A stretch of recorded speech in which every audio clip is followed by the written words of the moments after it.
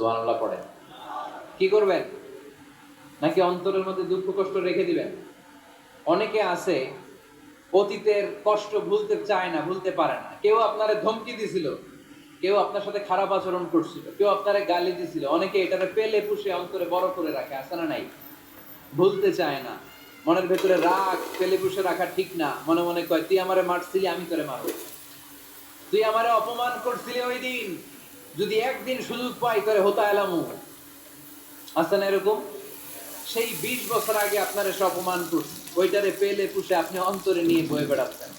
আর এই হিংসা ক্ষোভ যদি রাগ ভিতরে রাখেন, এটা আপনার জ্বালায় দেয় ভিতরে, জানেন? আর যদি আপনি ক্ষমা করে দেন, একেবারে ঠান্ডা। জানেন এই ফর্মুলা আপনারা?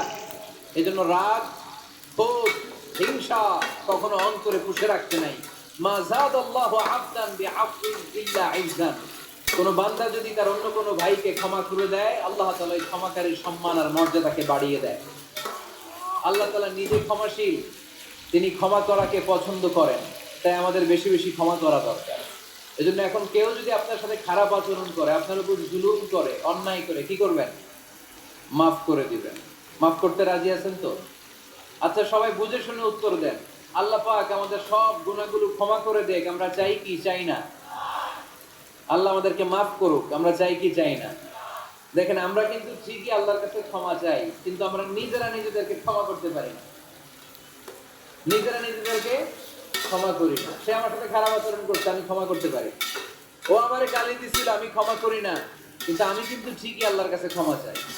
মনে রাখবেন কিশোরগঞ্জের ভাইয়েরা, আল্লাহর কাছ থেকে ক্ষমা পেতে হলে আগে ক্ষমা করতে হবে। ঠিক কিনা বলেন? আল্লাহর কাছ থেকে ক্ষমা পেতে হলে আগে কি করতে হবে? ক্ষমা করে দিতে হবে। ইন্নাল্লাহা আল্লাহুম্মা ইন্নাকা আফুন তুহিব্বুল আফওয়া ফাআফু আন্নি। হে আল্লাহ, আপনি ক্ষমাশীল, আপনি ক্ষমা করাকে পছন্দ করেন। আল্লাহ, আপনি আমাকে ক্ষমা করে দেন। কদরের রাত্রে আমরা এই দোয়া করি না যে আল্লাহ আপনি ক্ষমাশীল, আল্লাহ আপনি ক্ষমা করাকে পছন্দ করেন, আল্লাহ আপনি আমাকে ক্ষমা করে দেন। আল্লাহর কাছে আমরা ক্ষমা চাই, কিন্তু আমরা নিজেরা নিজেদেরকে ক্ষমা করতে পারি না। আপনি যদি মুত্তাকি হতে চান, আগে মানুষকে ক্ষমা করতে হবে। রাজি আছেন তো? আল্লাহ রাসূল সাল্লাল্লাহু আলাইহি ওয়াসাল্লাম যে কোনো পরিস্থিতিতে, যে কোনো অত্যাচারের বিপরীতে তিনি ক্ষমা করে দিতেন। সুবহানাল্লাহ পড়েন। আপনারা ওঠা বসা করতেছেন কেন? দোয়া করে দেই না? এখনই দোয়া হয়ে যাবে, বসেন। এখনই দোয়া করে দিচ্ছি। কষ্ট হচ্ছে আপনাদের, আমি জানি, অনেক গাদাগাদি, না বললে তো হবে না। এখানে অনেক কষ্ট হচ্ছে আপনাদের। মুত্তাকিদের 5টা বৈশিষ্ট্যের কথা বলেছিলাম, কয়টা? 1 নম্বরে দান করে, 2 নম্বরে রাগকে কমায়, 3 নম্বরে কি করে দেয়? ক্ষমা করে দেয়, মাফ করে দেয়। এজন্য মাফ করার বৈশিষ্ট্য অর্জন করতে হবে প্রিয় ভাইরা। আমরা অনেকেই অন্যের ব্যাপারে অনেক তিক্ত অভিজ্ঞতা, আমারে গালি দিছিল, আমারে ঠকাইছিল, এগুলো ভুলতে পারি না। আছে না নাই?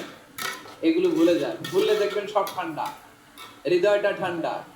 এবং এটা গবেষণায় প্রমাণিত হয়েছে, যারা অন্যকে ক্ষমা করে দেয় এদের রাতের ঘুম ভালো হয়। যারা অন্যকে ক্ষমা করে দেয় এরা স্বস্তিতে থাকে, এদের কোনো মেন্টাল স্ট্রেস থাকে না, এদের হার্ট অ্যাটাক হয় না, এরা স্ট্রোক করে না। আলহামদুলিল্লাহ পড়ে। আল্লাহ রাসূল সাল্লাল্লাহু আলাইহি সাল্লাম একটা ভরা মজলিসে বললেন, এখন এক সাহাবী এসে এখানে বসবে, এই সাহাবীটা জান্নাতি। সব সাহাবারা অবাক, না জানি তিনি কার কথা বললেন। সবাই দেখতে পেলেন ইন দ্য মিন টাইম এক আনসারী সাহাবী এসে এই জায়গাটাতে বসলো। তার কয়েকদিন পরে আরেকটা ভরা মজলিসে আল্লাহ রাসূল বললেন, এখন এই মাত্র এক সাহাবী এসে এখানে বসবে, এই সাহাবীটা জান্নাতি। ঠিক ওই দিনও ওই আনসারী সাহাবীটা এসে ওইখানে বসেছে। আবার কয়েকদিন পরে আল্লাহ রাসূল সাল্লাল্লাহু আলাইহি ওয়াসাল্লাম বললেন, এই মুহূর্তে এই মজলিসে এমন এক সাহাবী ঢুকবে, এই সাহাবীটা জান্নাতি। সবাই খেয়াল করে দেখলো, ওই যে আনসারী সাহাবীর কথা রাসূল সাল্লাল্লাহু আলাইহি ওয়াসাল্লাম আগে বলেছিলেন, ওই সাহাবী এসে ইন দ্য মিন টাইম ওই জায়গায় বসেছে। চিল্লায় পড়েন সুবহানাল্লাহ। সব সাহাবীরা অবাক হয়ে গেলেন। ঘটনা কি? কি এমন গোপন আমল করে এই সাহাবী, যে গোপন আমলের কারণে তিনটা ভরা মজলিসে বিশ্বনবী এই সাহাবীকে বললেন জান্নাতি। সাইয়েদনা আব্দুল্লাহ ইবনে আমর ইবনুল আস গোপন তথ্য বের করার জন্য এই সাহাবীর বাড়িতে চলে যেয়ে সাহাবীকে সালাম দিয়ে বললেন, ও আনসারী সাহাবী, আমার বাবার সাথে আমার ঝগড়া হয়েছে, আমি 3 দিনের জন্য তোমার বাড়িতে মেহমান হতে চাই। কয়দিনের জন্য? 3 দিন। ওই আনসারী সাহাবী বলল, আহলান ওয়া সাহলান, খুশআমদেদ, আপনি আমার মেহমান হবেন, এটা তো আমার সৌভাগ্য, আসেন থাকেন, এই ঘরে আমি থাকি, এই ঘরটা ফাঁকা, আপনি এখানে থাকেন। এবার আব্দুল্লাহ ইবনে আমর ইবনে আস খেয়াল করলেন কোন গোপন আমল করে কিনা, কোন নেক আমল আছে কিনা এই সাহাবীর, যে কারণে তিনবার বিশ্বনবী এই সাহাবীরে জান্নাতি বলেছে। 3 দিন টানা 3 দিন লক্ষ্য করার পরে সাইয়েদনা আব্দুল্লাহ ইবনে আমর ইবনে আস এই সাহাবীর মধ্যে তেমন বিশেষ কোনো নেক আমল, গোপন আমল আর দেখতে পায়নি।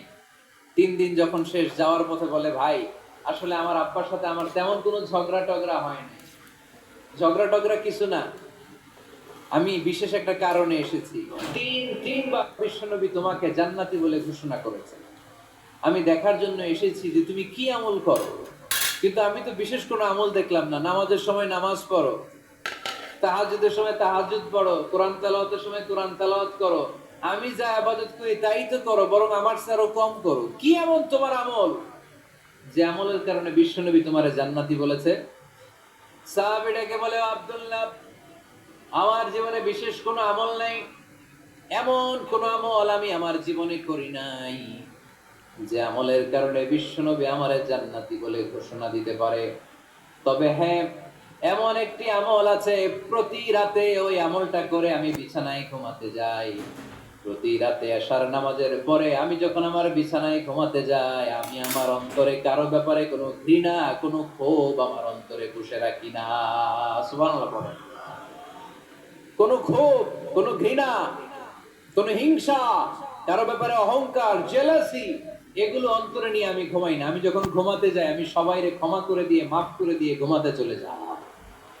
হয়তো এই আমলটা আল্লাহ তাআলার কাছে অত্যন্ত প্রিয় হতে পারে, এই কারণেই হয়তো বিশ্বনবী আমাকে জান্নাতি বলে ঘোষণা করেছে। চিল্লায় পড়তে হবে আল্লাহু আকবার। এজন্য রাতের বেলায় যখন বিছানায় যান, সব ভুলে যান। কে গালি দিছিল ভুলে যান, কে ঠকাইছিল ভুলে যান, কে অপমান করেছিল ভুলে যান, কার সাথে মারামারি হয়েছিল ভুলে যান। বিছানায় যাওয়ার আগে সবাইরে মাফ করে দিয়ে একটা প্রশান্ত আত্মা নিয়ে ঘুমাতে যান। ওই সাহাবীর মতো আপনারও জান্নাতি বানাবে কে?